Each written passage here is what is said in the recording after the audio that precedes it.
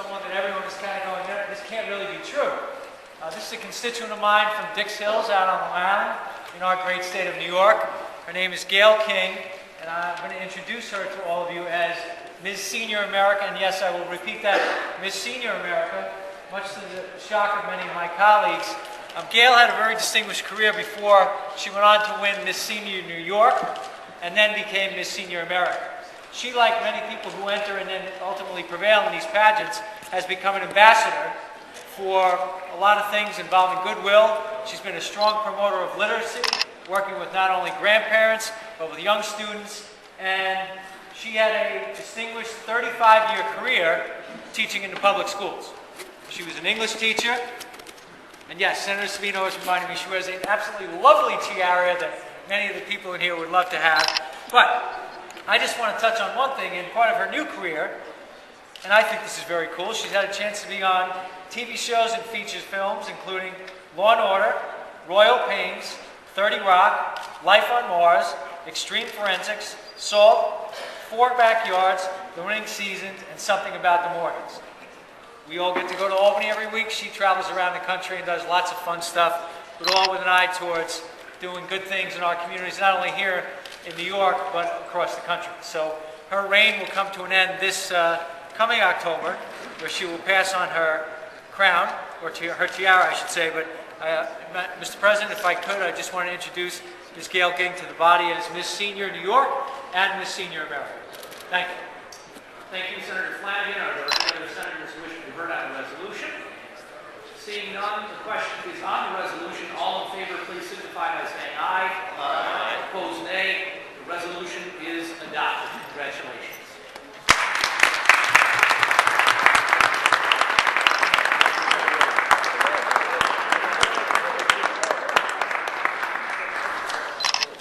Senator Klein. Welcome, Senator John Flanagan. I have to tell you, that was so much fun in Albany. And your attention to detail, your hospitality, as you usually extend the same to your constituents, very much impressed me. But in addition to that, you have that fairness about you. And in addition to that, you use so much common sense. But I have to thank you for that wonderful tour and the honor. Thanks. You are more than welcome. And one of the things that, even after doing this job for as long as I have, that's great is we get to kind of pick and choose some of the things we have to do, or that we want to do, more importantly. Yes. So having you up, and one of the things I love about having people come to visit Albany is a reminder of everything there belongs to the people. It doesn't belong to me. Right. And that Capitol is beautiful. The building is beautiful in so many stunning. different ways. The Senate chamber is probably one of the most elegant and most beautiful chambers in the country. So it's a good reminder of what are some of our priorities, and it's also very neat because then we get to go back and tell constituents about, All about it. here are your colleagues, here are your friends, here are your Right. neighbors. Well, we're going to take a break, and when we come back, we're going to get to know Senator John Flanagan, the man, what he's doing for our state, and of course, we're going to get into education, as he is chairman of the New York State Senate Committee on Education. We'll be right back. Senator Flanagan, you represent the 2nd District, which is Brookhaven, it's Huntington, and parts of Smithtown. But I also believe you're a local person, aren't you? I have lived in Huntington all my life. I was born in Good Sam, and I have spent 52 years in the town of Huntington. Oh, okay. And now your dad was a senator from 1973. Actually, you know what? I misspoke. I shouldn't even have said it that way. Okay. I was first, after my parents had me, we lived in Selden briefly. I used to live on Days Avenue in Selden. Oh, I know where that is. And Right. that's part of the district I represent. So the overwhelming majority of my life has been in Has Huntington. been in there. Okay. And now I started to say that your dad was also a senator from 1973 to 1986. He actually served in the assembly. He was there for 14 years, as you said. okay. He was a teacher. I don't know if you know that. He was I a biology did. teacher, among many other Okay. things. He was a seasonal police officer. He did all kinds of... That I didn't know. And kinds you of went different into work. economics. That's what you majored in, correct? I did. I got my degree at William & Mary in economics. Right. And then to Toro Law School, which is local. Yes, I had started my legal career at St. John's Law School, and I transferred after my father passed away. I ran for office, and it was frankly convenience as much as anything else, but I have great admiration for both schools because they were wonderful to me. Absolutely. Who impacted you the most, would you say, growing up? What's your inspiration? Actually, both of my parents. Both of your My father to parents, this day okay. still remains my quintessential hero, but my mother as well. She was a stay-at-home mom, very active, very involved, but both of them gave me a very positive view of what public service could be. And even today, I'm at the point now, I'm in my 28th year. Congratulations. Well, I've now served almost twice as long as my dad did. And, Right. when you get an opportunity like this, when I first got elected, I didn't think I would be here this long, but I've had the opportunity to do a wide variety of different things, serve in different capacities, and Right. it still continues to be rewarding. It's challenging, but really, I credit both my parents, but my dad is still I love my hero. that. But I do have to ask you, what piece of advice did your dad give you that has still stayed with you today, that impacts you in a sense that... A couple things. And Couple of things? just- Okay. These are internal things we used to joke around about, or really he joked around about. Two of his sayings were, excellence is the norm and greatness is taken for granted. He used to like put that. pressure on us in Excellence a is the polite norm. way, but I also found some notes that he had written to people that was in his desk when I came into office. Always do your homework, never read from a prepared text, and then he was also talking about debating, how you should debate. So a lot of good, really life lessons, but in terms of my public service, I think overwhelmingly just the idea that you can help people. And If it that's why sounds you corny, went that's into the way it goes. politics. Well, that's fine. There's something to be said. As long as it's from the heart. Right. And if you were to have a dinner party at your home today, what person today would you most like to be sitting at your table, and what would you ask that person? Well, if I can wish, It's a wish. I would wish for my father to be back. That's I the love that. I love simple, that. most important thing. And for a lot of reasons, because my kids didn't get to meet him. And who would I want to meet? I mean, there's I know probably- mine is, my person is Elie Wiesel. He would be my Sure, hero. sure. If I could do that. So I'm curious, is it from somebody from history, if you could, somebody from the political field? I think meeting Teddy Roosevelt would be pretty awesome. And why did you admire him so much? He was unbelievable, a man who accomplished so many things in a relatively short period in his life, served in so many different capacities, was a famous president.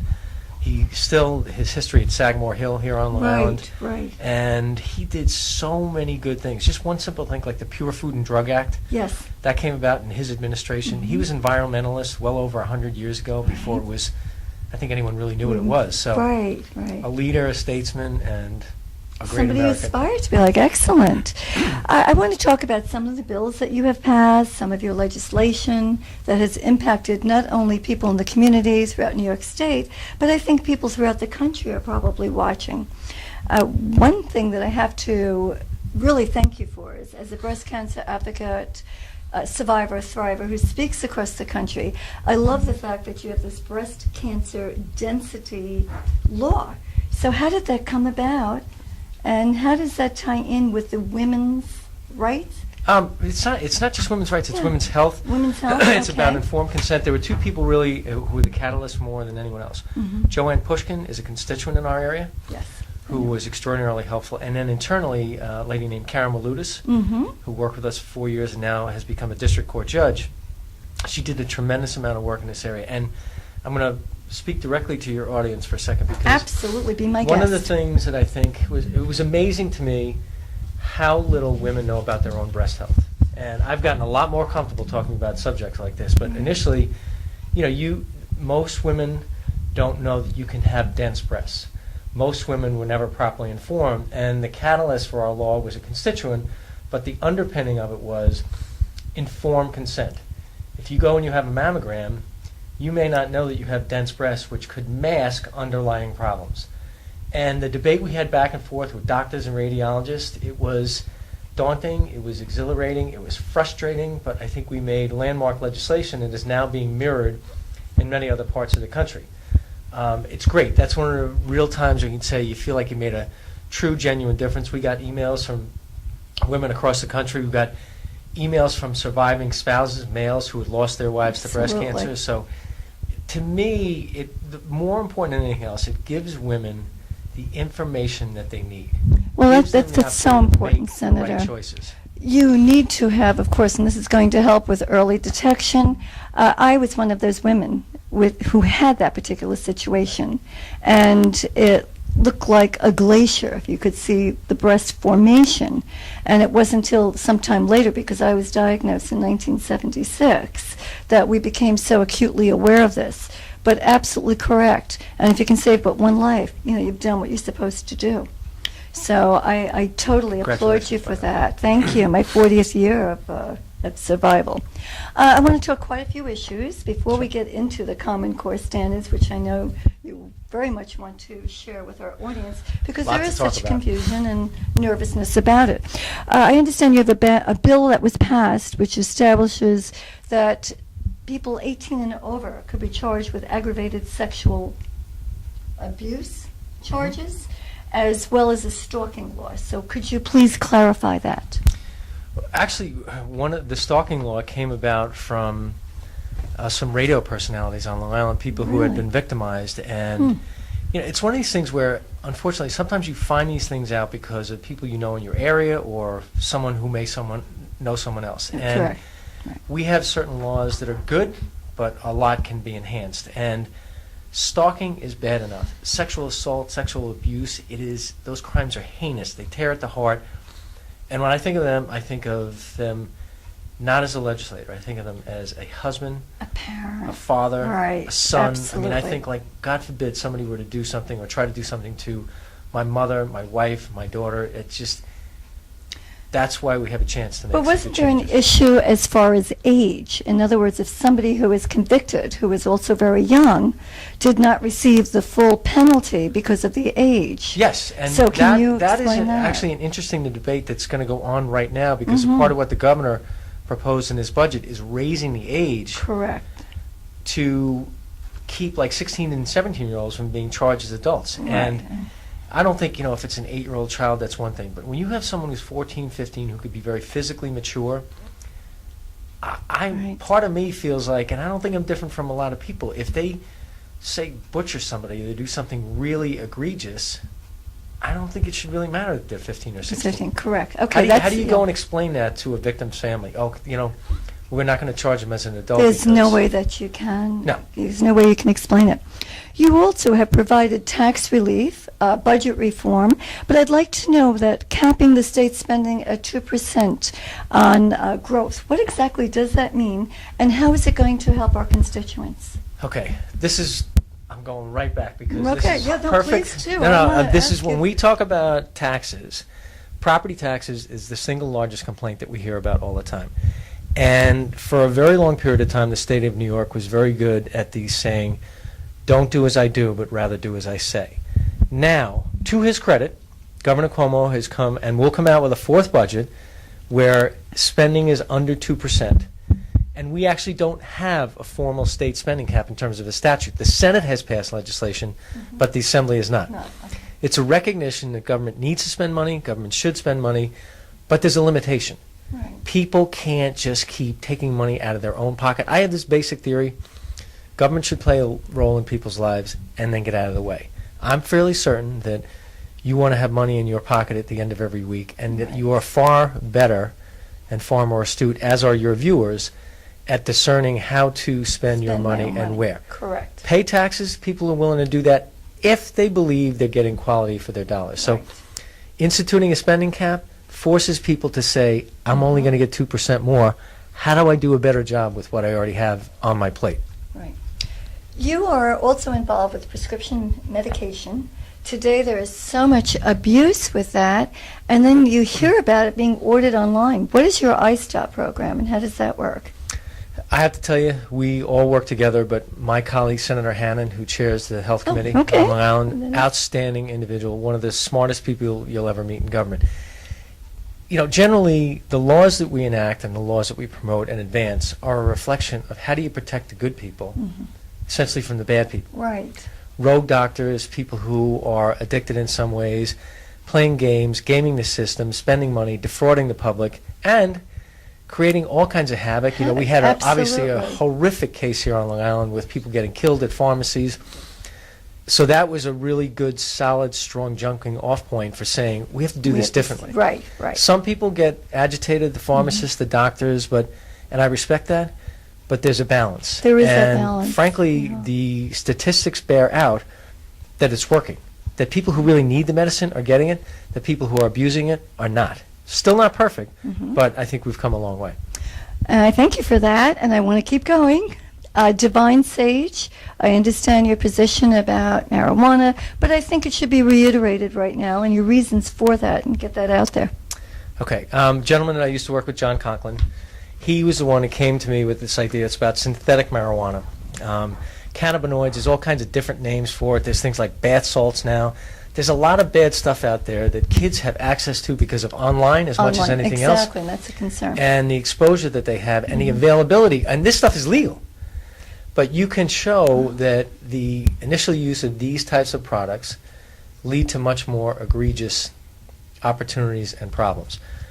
There's a whole debate now about marijuana, again, based on one of the Exactly, proposals that's right, out there. But right.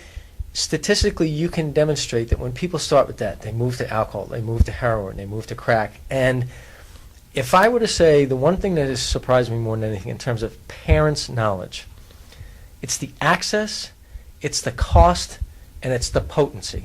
It is so much easier now to get access to drugs, and the quality of what is put together is so much more dangerous than it used to be. And I am amazed that parents don't know more about that. So anything we can do to help promote that, and we've had stories, not only in New York, but other parts of the country where parents have said, this is a good thing, you're trying to do the right thing here. Right, because the drug originated from Mexico. It is actually legal in other countries as well, and this is what the kids are hearing, and they're looking to promote that. Right. And the parents have to be more apprised of it, as do our educators and parents.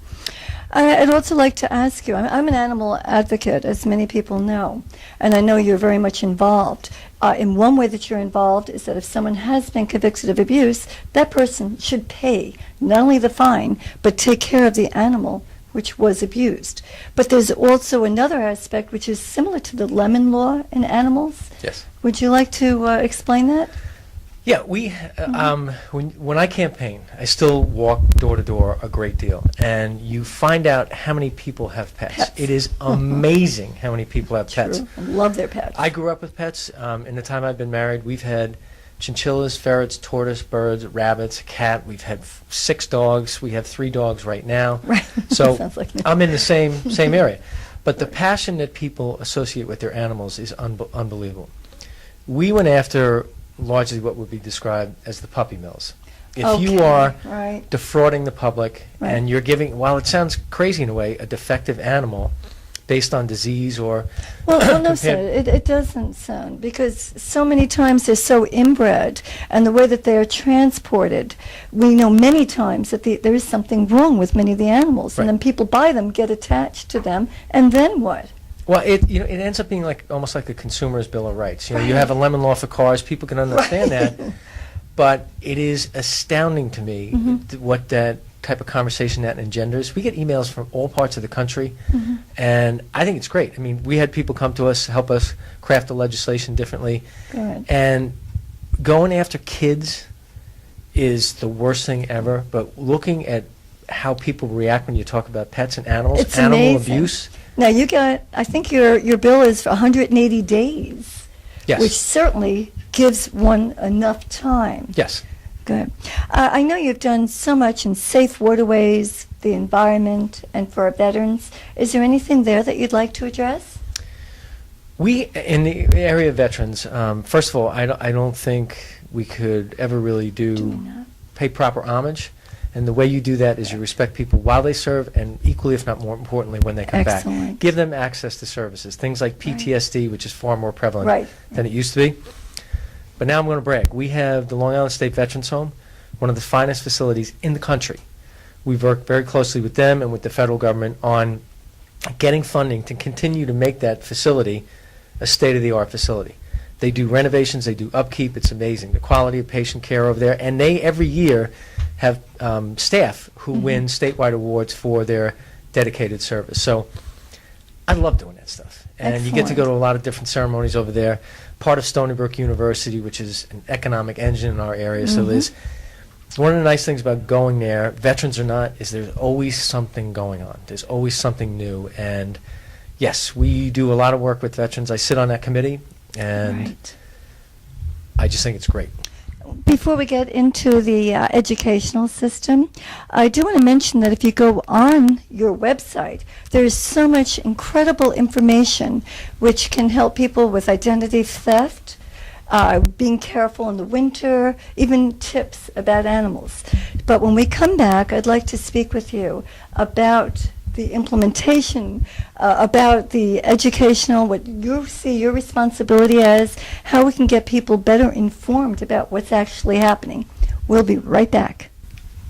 As chairman of the Senate Education Committee, you've been having many hearings recently. I know that you've been meeting with different educators, you've been meeting in different schools, and you've really been quite busy because you've been into not only Long Island, but you've been to Syracuse, you've been to Albany, you've been to Buffalo, you've been to Manhattan, and what you're trying to do is discuss the Common Core objectives, and you're trying to, reach out to people to talk about the privacy, to talk about what is really going on. Now, this is really something that I have not seen such excitement over in my 36 years as an educator.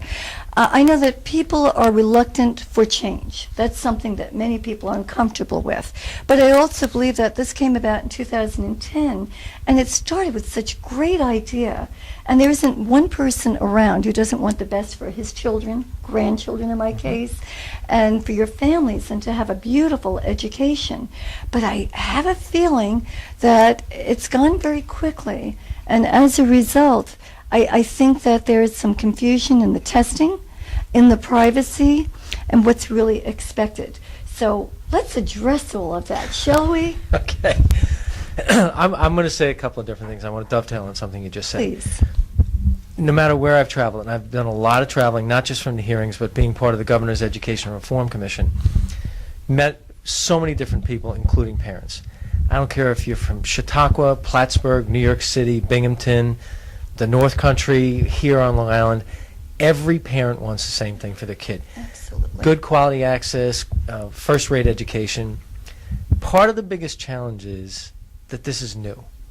And even for the parents who are involved, who care about their kids and who want to help, they didn't learn this way. Correct. So That's when they're true. home trying to work with their kids to get their homework done, there's a whole litany of factors, including a little bit of embarrassment because, yeah, I know my multiplication and division, but they're learning it a different way. So Yeah. it's daunting, Yes. it's frustrating, but the Common Core standards, and you know this because of your background, is different than the Common Core curriculum. Absolutely. Despite a lot of things that are being said, Common Core standards were developed by the state governors and chief educational officers all across the state.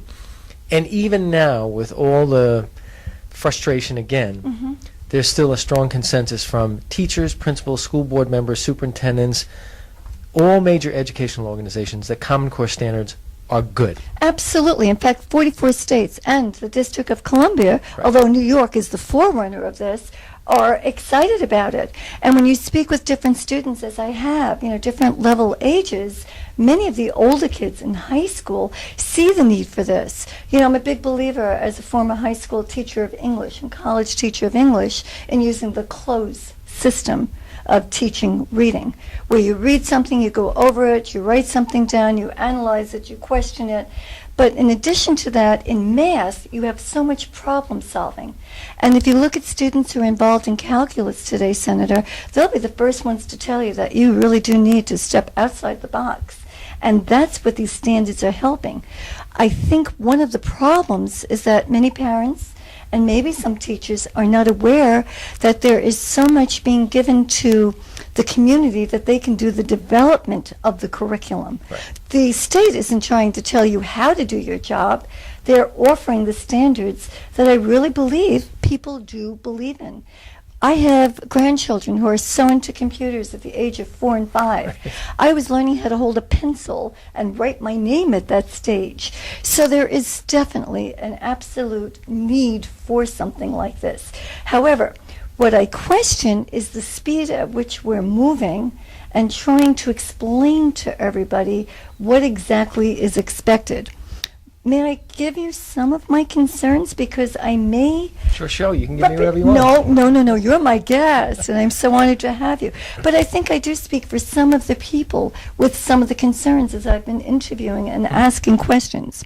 First of all, one of the problems that people told me is that there's a tremendous amount of money spent on testing. And what's upsetting is that many of the kids do not know what they're going to be tested on, and the teachers are walking into this in the middle of the year not knowing what they're supposed to get across.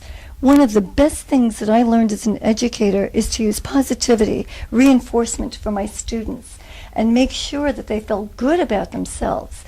I think part of the concern is that kids are not going to feel good if they're not going to do well on the tests.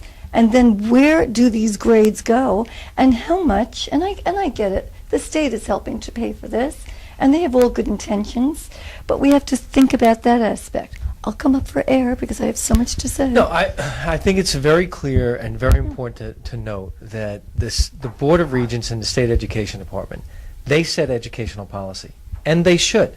The legislature should not be saying this type of math or this type of English. Curriculum is not allowed to be mandated or enforced by the state of New York. What the state had done, well-intentioned, but very poorly executed, said this is new, it's different, it's completely unknown to anybody. We'll help provide guidance. Right.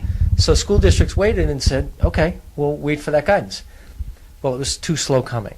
So in a weird way, you're right, the implementation has been faster than people kind of hoped for and Right, wanted, right. and that there were a lot of delays which forced districts to say, I'm going to take whatever the state is giving me, Right, right. and I'm going to run with that. Now, as an educator, in particular, if I said to you, there's going to be 10 components to what you teach, and I know you'd really like it in the summer so you can prepare, but I Correct. can't really do that. I'm going to give it to you piecemeal.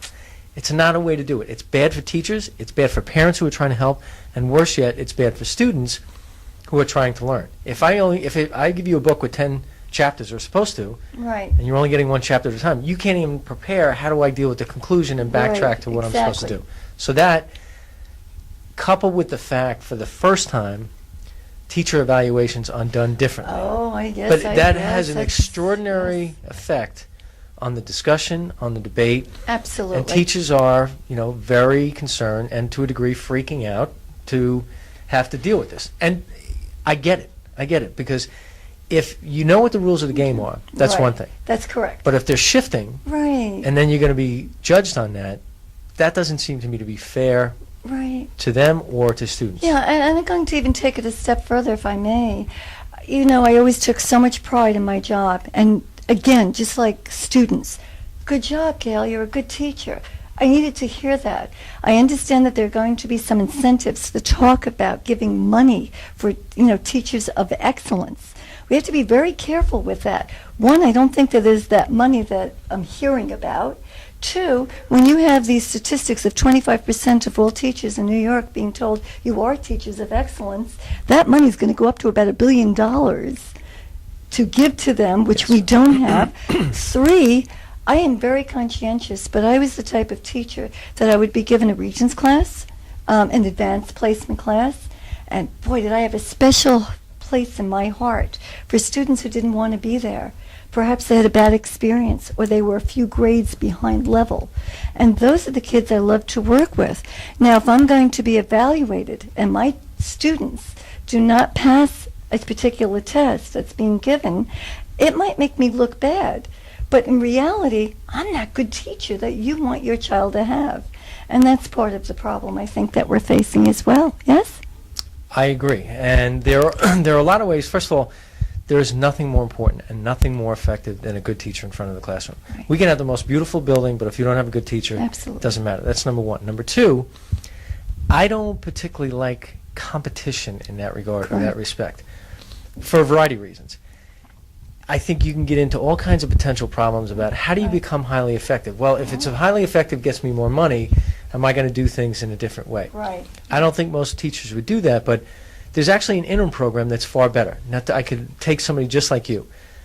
The governor had at the State of the State a woman named Abby, who was a teacher up in Cortland area. She's a master teacher. Right. She's getting upwards of $15,000 a year, but involves further professional development for her and being a master teacher for her colleagues. So it basically gives two really good things. Okay. It gives her a financial reward, not so much a financial incentive, but rather a reward for her competency and for her excellence. More importantly, she's a mentor to her colleagues, the younger teachers who need that help along the way. Whether we like it or not, you can come in and be the brightest person. You're a high school English teacher. It's your first year. It's a good thing to be able to talk to somebody who's been there 3, 4, 12, 15 years. So the competitive part, what you're talking about, it can add up to a lot of money. That proposal caught a lot of people off guard. I've sat on the Education Reform Commission, and we had talked about how do you attract people into the profession. That wasn't one of the ways we talked about. So there's going to be a lot of debate. And I'm all for evaluations. I don't think there should be any job where a person is not evaluated. Right. And that not everybody is as conscientious as the next person. And we know that in every single field you might find somebody who's starting to slack off. But I do question that particular aspect of it. Honestly, Senator, I can't tell you how many times I used to help new teachers, Sure. and I didn't receive money for it. I got the satisfaction of knowing that those young people out there were going to be helping another person. And that really was enough for me, and a little letter saying thank you. The other aspect, too, is to evaluate our students and the privacy of these particular tests. And going on, pre-K, I know, and I know that our speaker, Sheldon Silver, is very much for the pre-K, and I know there's discussion about money from construction so that we can use it to borrow so we can have more children in pre-K, and I love that idea. But now if you're going to test children in pre-K, can they even hold a writing implement? And how does one evaluate that? And what are we saying to our kids? So that's part of it too, and that's part of what I've been hearing. Do you want to address that? Do you Yes, agree? we have several pieces of legislation that came out of our report and the hearings. One is on privacy, one is on P through 2 testing, and the crazy part is when this debate started, it was about kindergarten through 2nd grade. Now it's Right, pre-K pre-K. because the city of New York started pre-testing these children. Right. And the irony is, as you were alluding to before, kids have much more manual dexterity on an iPad or a tablet or something like that Absolutely. than holding a pencil and do a pencil. bubble Correct, test. correct. They aren't necessarily competent to even do that when they're 4 years old or 3 years old. So Right. the bill basically says no standardized testing. The only reason you should be doing testing is for diagnostic purposes. Let's figure out where this kid is. Right. What's their skill set? What do they need to work on? Then the whole issue of privacy. This is one that parents acutely understand. You said something before about identity theft. Yes, yes. Everybody's concerned about that. Absolutely. We blanch at the idea that someone could get our private information. Mhm. Think of a parent's love and how that transcends down to that child. If you think it's bad enough someone's going to take your stuff, the last thing in the world you want is someone having access to your children's information that has no bearing on their education. Absolutely. There's a balance. You have to provide certain data, particularly if a child may have some learning disabilities for an IEP or things like that. But that doesn't mean the whole world. No. Did I hear that there were 374 pieces of information being gathered for privacy? Help me out there. Yes. Am I correct? Did I hear that? They're called data points. Data points, right. And What there is were- that all about? I'm still trying to learn. Yeah. Frankly, part of what it is, like, if you tell me height, weight, birth, where you live, what's your family's background, stuff like that, what your medical condition may be, which, by the way, should be and is already protected by HIPAA. Right. But HIPAA does we had cover asked, a and the lot. response was, well, there's not 400 points. But your point is the more salient one. There's like 370 of them. 374. And trying to figure, even if we could figure out what they are, what's pun intended, what's the Right. point? What's the value of each of these things, and why? And why is it I there? should be able to get information so that I go to a parent and say, this is why we need this. And if we Exactly. can't If you explain can't, it, get then rid we of it. shouldn't have it. Thank you so much for that.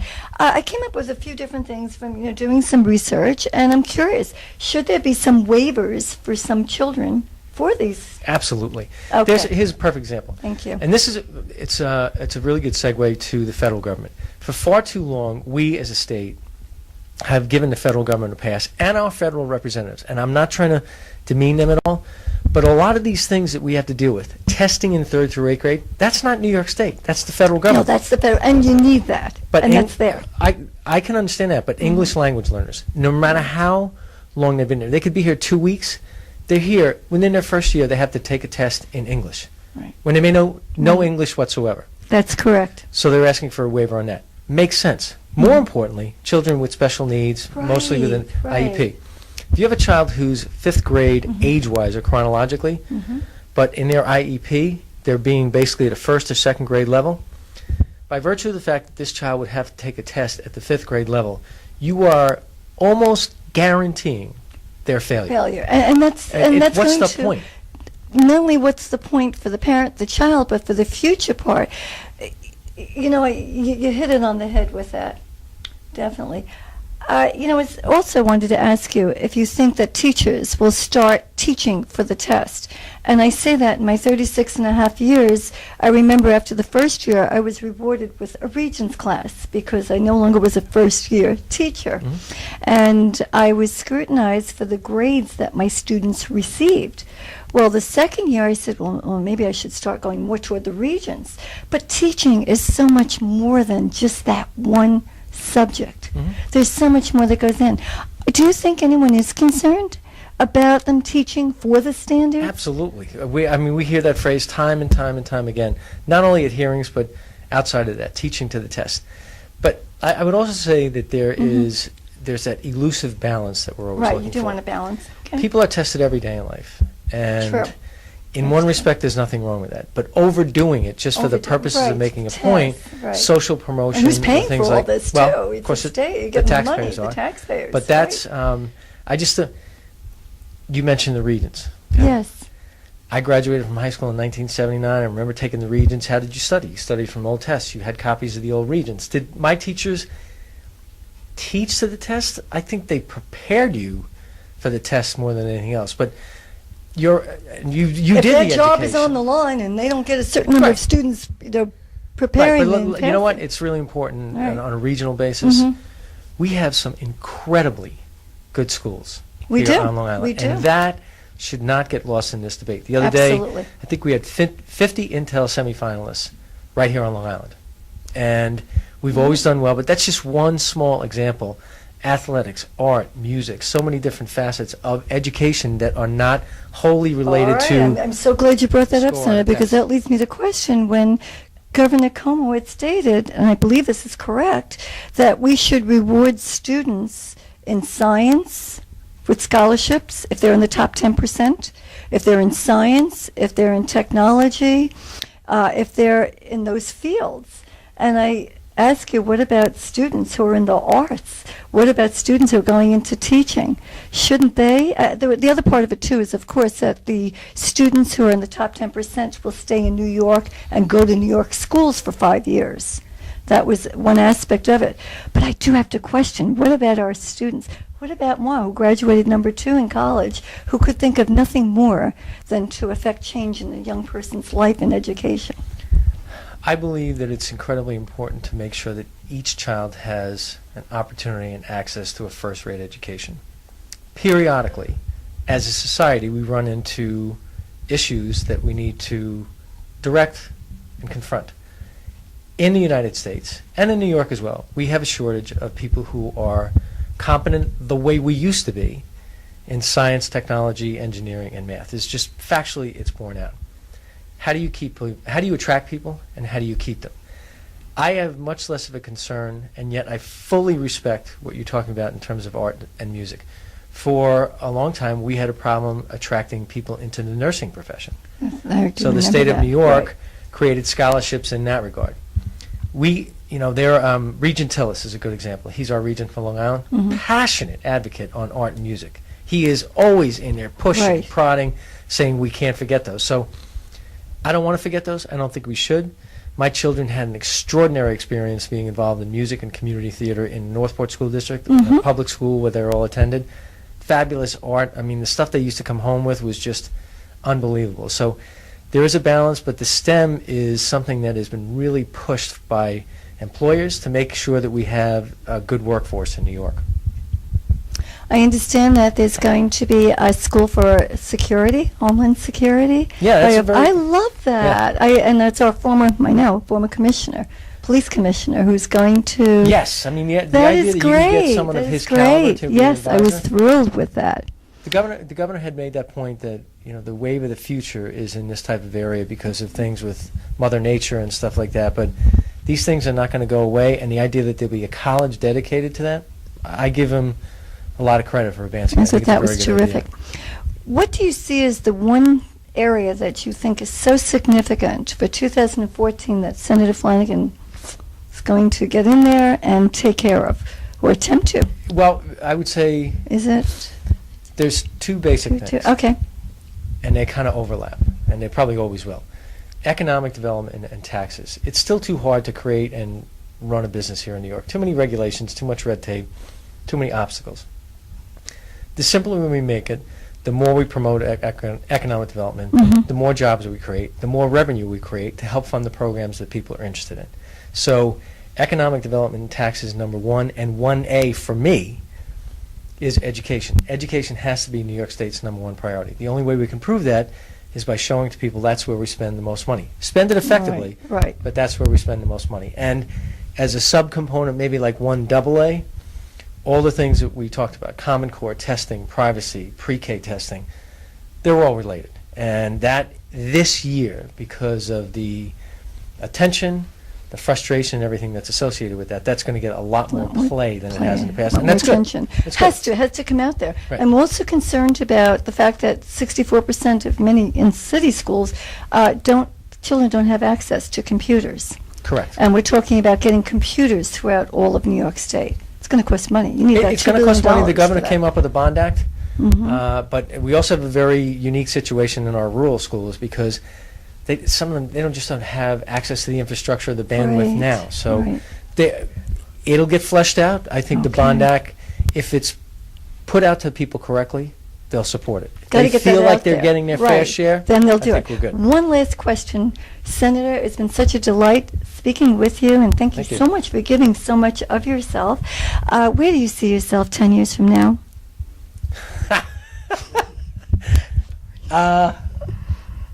I'm willing to wait, but as a grandfather, how about if we put it that way? I love it, and hopefully we'll be sitting here and we'll be talking about that. Fair enough. Oh, thank you. Senator John Flanagan, 2nd District.